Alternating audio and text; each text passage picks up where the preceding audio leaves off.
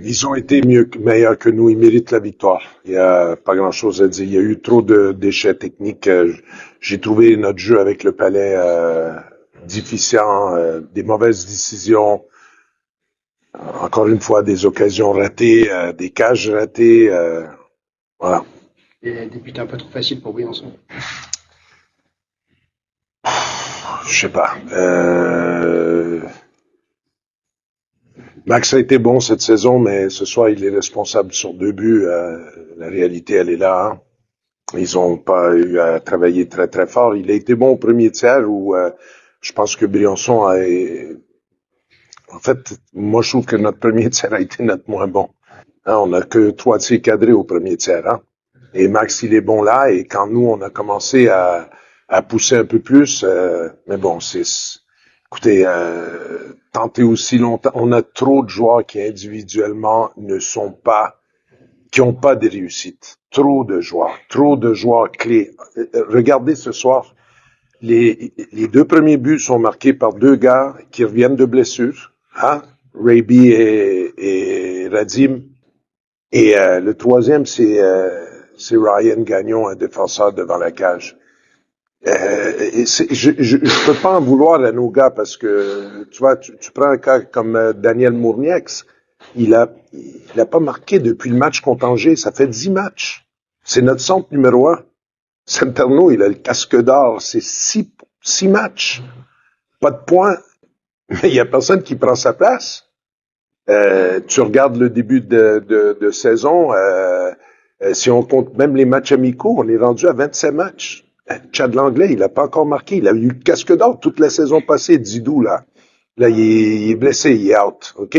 Il avait un but. Je veux dire, mais je cite des noms, mais je les tiens pas responsables parce que je sais ce qu'ils font ici à l'entraînement, je vois ce qu'ils font durant les matchs. C'est un manque de réussite individuelle. Quand 5 de tes 7 top players ne sont pas au rendez-vous au niveau de la production offensive, je parle pas de l'engagement, du sérieux, du focus, il y a pas grand-chose à faire. Et notre sauvetage, notre sortie de cette spirale négative, elle repose sur ces individualités qui doivent retrouver c'est pas un gars, c'est pas il y a pas un gars là, on amène un buteur parce qu'il nous faut un buteur. Ouais, mais OK, mais ce soir derrière au niveau des relances, ça n'a pas été bon. Le gardien a pas été bon. Donc c'est pas un joueur qui va changer, il faut que individuellement, il faut miser sur ces gars-là et ils continuent à travailler. C'est dur pour eux, hein, c'est vraiment dur pour eux. Donc, il faut continuer, faut être obstiné et il faut aller de l'avant. Ça se passera peut-être à Nice.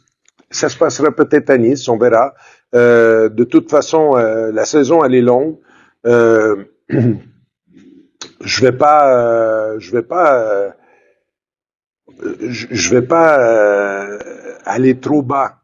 Comme quand on a eu des succès et que je répétais à tout le monde que l'objectif c'est un maintien tranquille, mais que les gens ne veulent pas l'entendre. Moi, je suis désolé, je ne serai pas un supporter.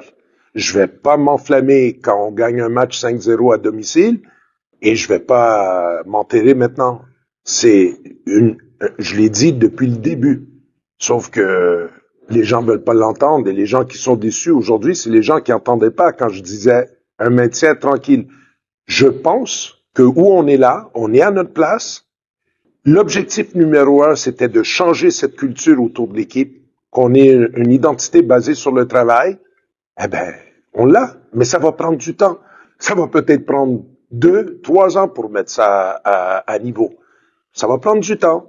On va continuer à travailler. L'équipe, elle est organisée. On n'est pas largué dans les matchs. On a été largué sur 2 matchs depuis le début de la saison. Le premier à Rouen et le dernier match contre Bordeaux. Sur tous les autres matchs, on y est. On est là. Mais on est prêt, mais en même temps, on est très loin. C'est pas assez pour gagner des matchs.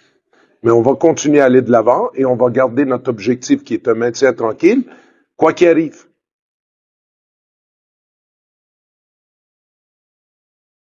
Pareil, en Paul, c'est encore, fini pour la saison. c'est, Paul, c'est fini pour la saison et Didou, c'est sérieux.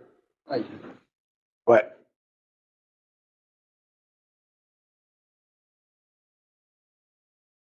Ouais, c'est une belle victoire. J'ai trouvé que moment de flottement en début de deuxième période, c'est pour ça qu'on a appelé le temps d'arrêt.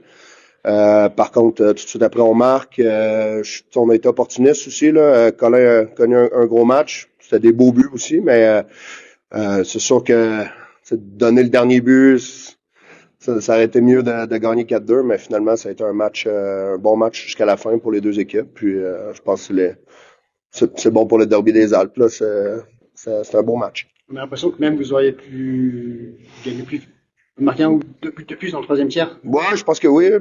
Premier tiers aussi, on a des grosses occasions. Mais bon, c'est pour une équipe qui avait de la difficulté à marquer, on en marque 9 dans les deux derniers, donc c'est quand même bien.